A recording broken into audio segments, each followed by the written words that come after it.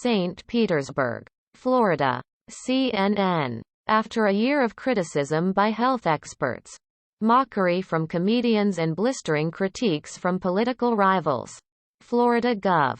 Ron DeSantis is standing unabashedly tall among the nation's governors on the front lines of the coronavirus fight. "Everyone told me I was wrong," DeSantis, a Republican, said in a fundraising appeal on Tuesday, drawing attention to his defiance against the pandemic. "I faced continued pressure from radical Democrats and the liberal media. But I refused to back down. It's clear. Florida got it right. As many parts of the country embark on an uneasy march toward normalcy, Florida is not only back in business, it's been in business for the better part of the past year." DeSantis' gamble to take a laissez-faire approach appears to be paying off, at least politically. At least for now. As other governors capturing attention in the opening phase of the pandemic now face steeper challenges. Despite far fewer rules and restrictions, Florida lands nearly in the middle of all states on a variety of coronavirus metrics. The state has had about 3% more COVID-19 cases per capita than the U.S. overall, but about 8% fewer deaths per capita. More than 32,000 Floridians have died of COVID-19, and the state's per capita death rate ranks 24th in the nation. "Those lockdowns have not worked. They've done great damage to our country," DeSantis said Tuesday at a news conference in Tallahassee. "We can never let something like this happen again. Florida took a different path. We've had more success as a result." DeSantis, who, at 42, is the nation's youngest governor, is standing out among his peers and seizing upon what he and his supporters believe as a vindication for their policies. Lockdowns and school openings are suddenly a new measure for voters to hold governors and other elected officials accountable, a sign that the politics of the pandemic could open an uncertain chapter for many holding public office. He will be among the governors putting his record to the test when he runs for re-election next year. "We still have millions of kids across this country who are denied access to in-person education," DeSantis said at the news conference. "We still have businesses closed in many parts of this country. We have millions and millions of lives destroyed. It would not be booming if it was shut down." With spring on the horizon, DeSantis suddenly appears to be in a position of strength compared to some of his fellow governors, including many of whom took far more restrictive approaches to the fight against coronavirus that caused a trickle-down effect on the economy. He is not facing a potential recall like California Gov. Gavin Newsom, under investigation like New York Gov. Andrew Cuomo, or being second-guessed for lifting a statewide mask mandate like Texas Gov. Greg Abbott. DeSantis refused to implement a mask mandate in the first place, making him an outlier a year ago. At the time, he was hewing closely to President Donald Trump's playbook, which he argued at the time was good for business. The unemployment rate in Florida is 4.8%. According to the latest figures from the U.S. Bureau of Labor Statistics, compared to 6.8% in Texas, 8.8% in New York and 9% in California. If you look at what's happening in South Florida right now, I mean, this place is booming. It would not be booming if it was shut down, DeSantis said last month as a crush of tourists began arriving. Los Angeles isn't booming. New York City's not booming. It's booming here because you can live like a human being.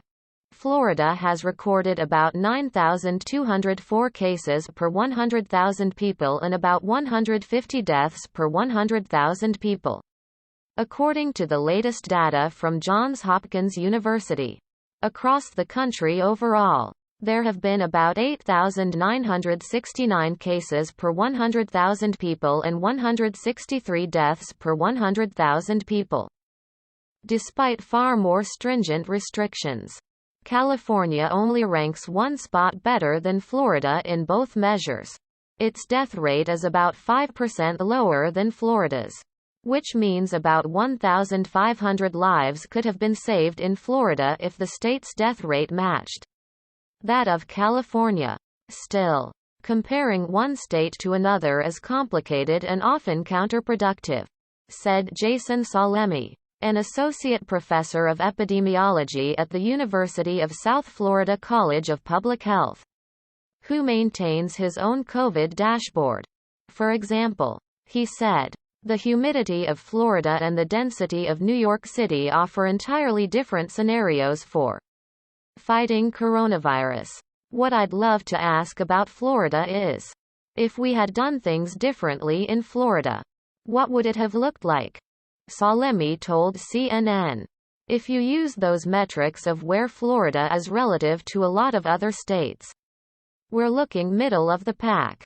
So no, it hasn't been a disaster in that we're leading in mortality per capita and cases per capita.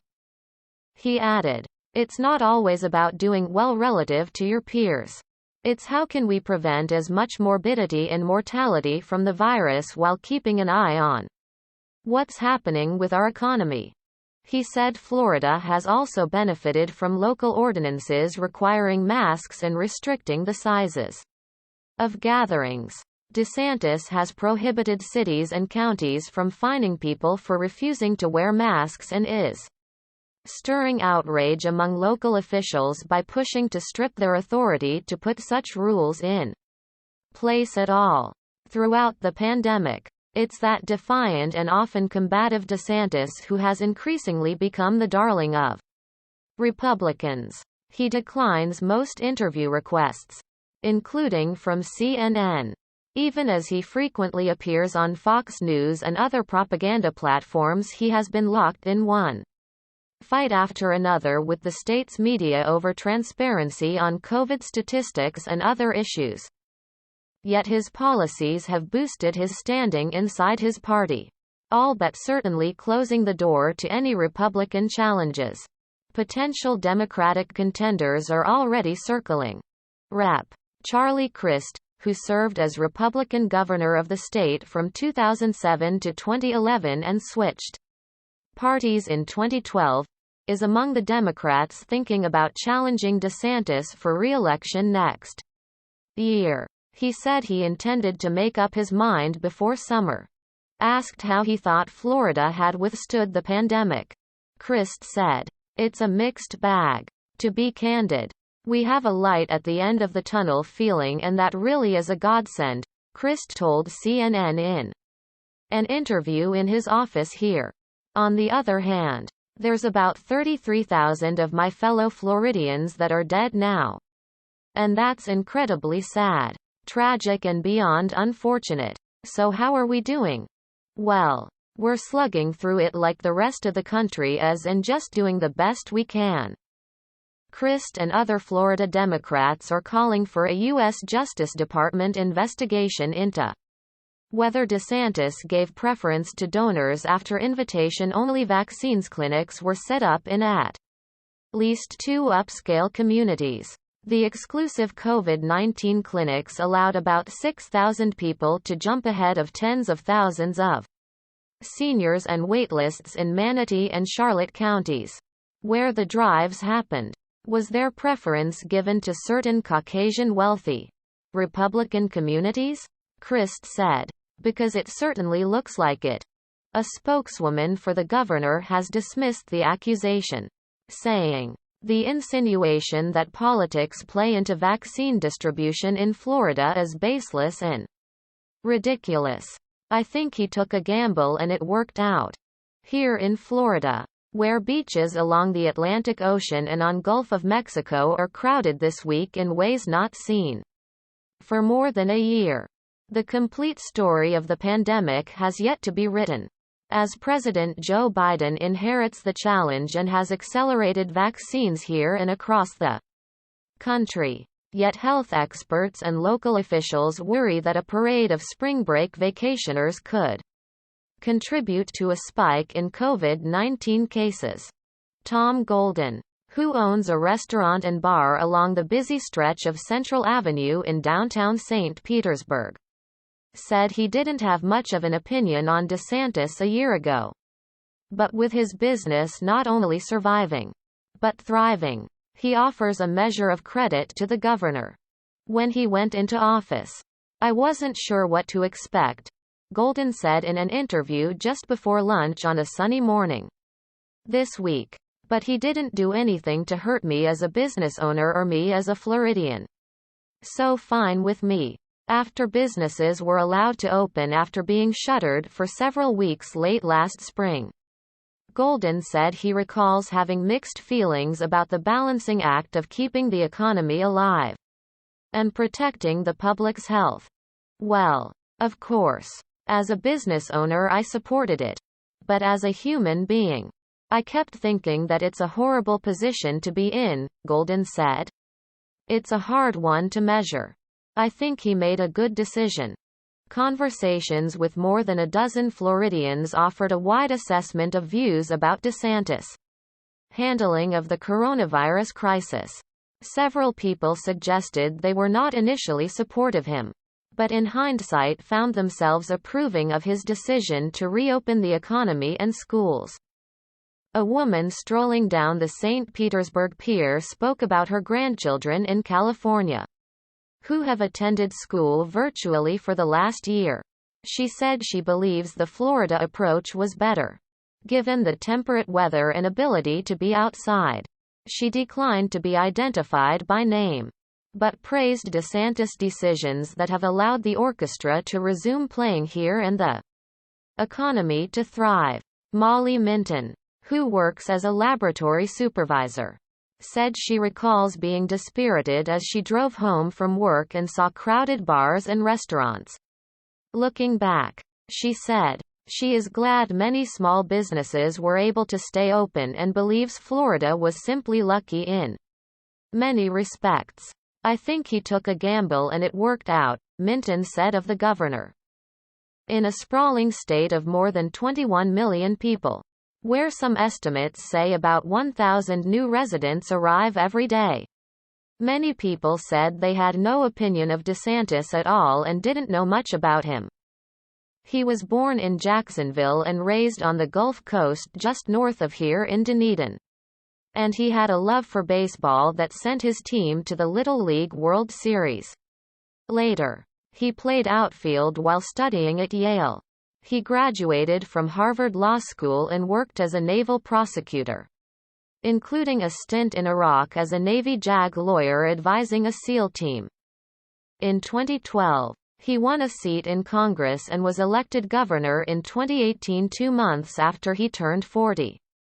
He was largely unknown during the primary campaign until he won the endorsement of Trump, who became aware of him through frequent appearances on Fox News. Now, DeSantis is seen by many grassroots conservatives as a potential 2024 presidential candidate. That path depends on his gubernatorial re-election next year. His long-range future, of course, also depends on the outcome of the rest of the pandemic. Yet it's clear he hopes to make that his new calling card, which he telegraphed in a fundraising appeal for Republican governors that he sent to supporters on Tuesday. Right now, DeSantis wrote, "My state of Florida is one of the only states that said no to oppressive lockdowns and has become an oasis of freedom for Americans.